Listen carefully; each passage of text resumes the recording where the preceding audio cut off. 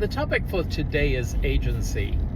I was having a conversation with a client 2 days ago, and the reason that they're coaching with me is they're feeling like they need to make a move from their current position. When they joined the company they work for, they really loved it, and now they don't love it as much, and they're feeling that kind of itch and urge to move on, but they can't figure out what the first step should be or how to take a step.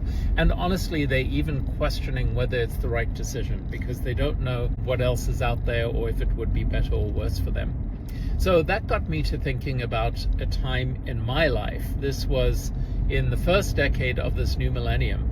I was working for a public company. I had a pretty big role with the company, but things had changed dramatically. The focus of the company had shifted, and honestly, I was having a great deal of difficulty with where the shift had taken place or where we were going with the shift. And I began thinking to myself that maybe it's time to move on. Maybe it's time to end my career with that company and then find something else to do. But I didn't do it. I stayed with the company. And honestly, for the last several years there, I was pretty miserable. Looking back, I wish I'd been brave enough to make the move.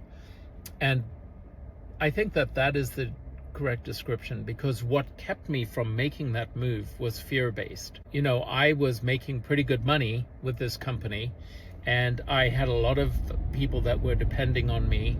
My son was in college. He was, I was paying for his schooling. I have a mother that needs taking care of, so there was money for her, and there were just a lot of financial obligations that I had.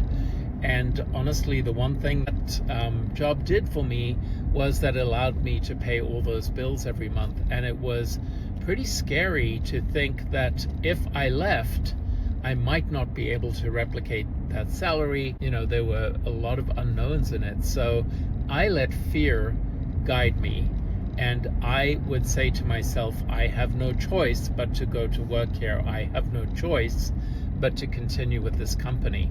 Well, none of that was true. None of that was true. I wish I'd recognized it at the time, but sometimes it takes longer in life to figure things out.